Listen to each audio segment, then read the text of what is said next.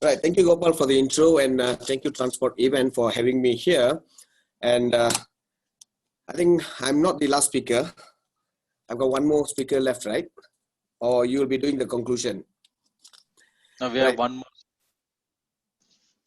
Okay, you have got one more. Okay, right. Challenges and future opportunities for ports and shipping in ASEAN. Right. I'm Vijay from Port Klang Authority. Right. Perfectly positioned. Port Klang is basically perfectly positioned in Straits of Malacca. As all of you are very well aware, it is the world's busiest sea lane with 80,000 vessels plying and passing through it annually. And we are capturing almost about 40% of the market share. And the rest of the shares are shared between Singapore and PTP. And 98.5% of Malaysian cargo is handled through sea, and out of that, 50% of nation's cargo is handled at Port Klang. That is why Port Klang is actually named the National Load Center. And if you look in the region where we are very much positioned in the central region, whereby we have got stiff competition from the neighboring port, let me name it, Bangkok, Lam Chabang, Ho Chi Minh, and our counterpart from Singapore as well as from Indonesia. But even though it is a competition, I would say that it is actually complementing each other, where we transport the cargo generated from this region. Okay, can you all see the slides? Mr. Vijay, I think you need to put it on presentation mode. We can see it, Vijay, but you can. I think you're using a. Are you using a PPT or a PDF? It's a PowerPoint. Yeah, it's a PowerPoint. Right. So if you can just click that enable editing icon at the top. Okay, just along. Then it'll give you the full options, and you just blow it on the full screen mode. Okay, let me pause the share and stop share.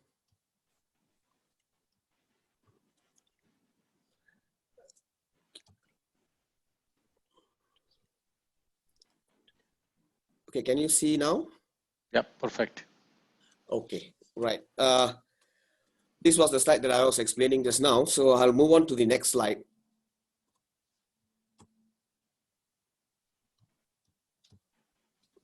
Right. What Port Klang have got for its future? Right. We believe in capacity building, and this is what being carried out now at Port Klang, whereby Westport, which currently has got 9 container terminals, City 1 to City 9, and with a capacity of 15 million TEUs, whereby we are planning for an expansion of an additional of 8 cities from City 10 to City 17. Right, and with which will give Westports an additional capacity of 13 million TEUs. And we will have 8 berths here with a quay length of 4.8 meters and a yard area at the back as a backup area for 260 hectares, and with a maximum draft of 18 meters. Right, and each berth will have 2 wharves. Right, next will be the future port expansion plan as well, whereby Port Klang is currently carrying out a feasibility study to develop a 3rd terminal at Port Klang in the island of Pulau Keri. This is actually a long-term plan to always be on the supply-driven basis at Port Klang. And it is not only the container wharf that we are looking at a total maritime based location to cater for conventional Ro-Ro hub as well as the cruise terminal. Right, and currently we are in the phase of feasibility study, whereby the duration of the feasibility study is about 18 months, which will most likely be completed in the first quarter of 2021. Right, why looking at ASEAN? ASEAN is very important for us. If you look at the statistics that I'm sharing on the screen, we have got major trading partners for Port Klang actually. you can look at that, the number of TUs that we have handled with China and India, of course, being the major trading partner with us. Beside that, the one that colored in blue is Indonesia, Singapore, Vietnam, and Thailand. Being in the neighborhood and we share the same ASEAN sentiment, we do a lot of shipments, especially transshipment as well as import and export, to cater for this region. If you look at Port Klang's trades in specific, the second chart or table down there, you look at the percentage of cargo traded between ASEAN countries and Malaysia. It covers almost about 28% of the total trade. And Australasia is about 4.69. And further down, if you see, look at the green color, Far East comprise the most. It is about almost 30%. And then Middle East, 7.76, and South Asia is 13.93. This concludes actually the trade pattern that Port Klang is focusing on. There is almost about 70% focusing on ASEAN cargoes or Asia cargoes. Right, looking at the other tables where Port Klang's performance is and other Malaysian ports' performance, Port Klang, as I told you, we handle more than 50%. In an actual fact, in 2019, we handled 13.5 million TUs, which comprise about 51.4% of the total volume handled in Malaysia. And of course, followed by PTP down below there with 34.4%. And we have got other Malaysian ports that shares the other percentage of the share. Okay, and the trend seems to be continuing for January to June 2020 as well.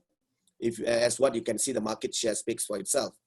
And in terms of Port Klang's number of vessel calls, we have got almost about 14,000 vessel calls on a yearly basis and about 270 calls per week.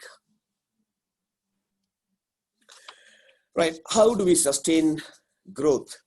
What we have come so far, first is the terminal and storage area, whereby it is actually capacity building, where you need a fast turnaround time for cargo, better utilization of storage area, supply driven, availability of capacity. This is to keep attracting shipping lines to make Port Klang as the preferred logistics hub for this region. Next, it has to be the port efficiency and productivity, whereby the fast turnaround vessel, the efficiency of the equipments or investment in the latest equipment to cater for the largest vessel, and also part of it is automation.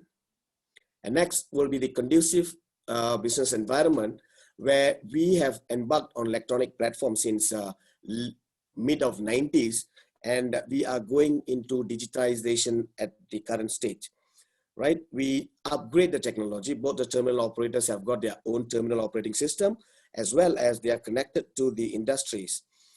And then one attractive thing in the commercial environment is port tariff and incentives.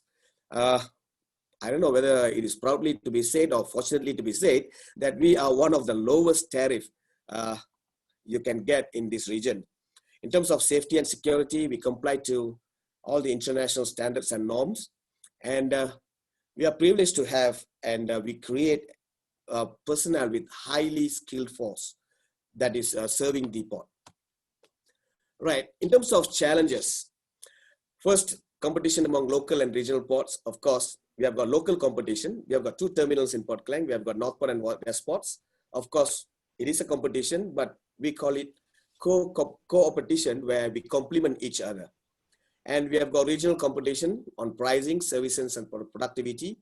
We have got our dearest competitor from Singapore, and we have got Lam Chabang and Bangkok at the north, and we have got Indonesia as well coming up, and Vietnam, Kaimap, right?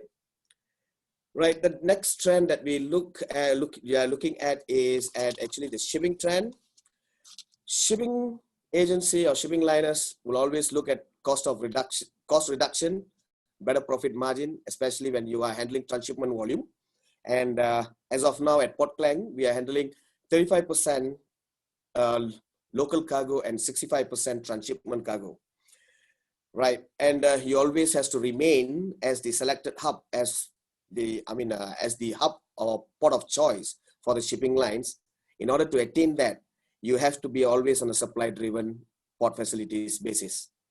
And then we have got competition from shipping lines, international terminal operators, where what we witnessed in 2017, the alliances, the merger and consolidation of shipping lines that took place, and the increase in fleet capacity and excess supply, global port competition between the terminal operators.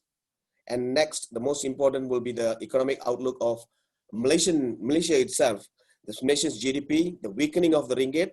At one point, it was an advantage for our exporters, and the drop in global oil price.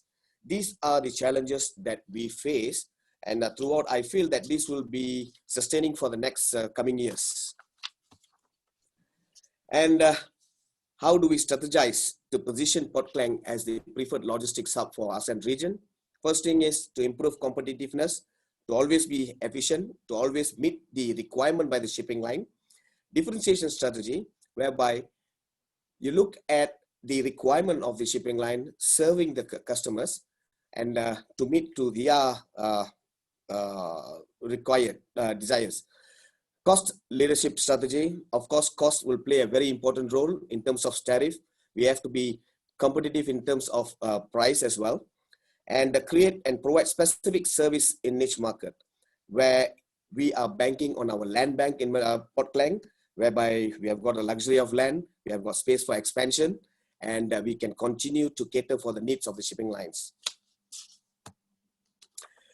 Right, the opportunities and outlook for the next 10 years. Asia remain attractive to global market. It will continue to remain attractive with the number of population and the the demand that is created in Asia. Consolidation of ports and logistics players. We can continue to see that shipping lines continue to merge and form alliances and coming strong. And then for ports, the supply-driven basis, facilities, the technology-driven and seamless connection, where digitalization has to be embarked and embraced between land and seaside infrastructure. High handling productivity with the latest key crane and higher productivity and increase in use of automation. I like to say increased use of sustainable automation here. Next, ease of doing business and the trade facilitation to ensure economic sustainability. These will be the trend for the future, and we look forward for this sort of opportunities that we can take advantage of in ASEAN region. Right. Gopal, I think that's it for now. In a nutshell, that this is what Port Klang is doing and what we foresee in the future.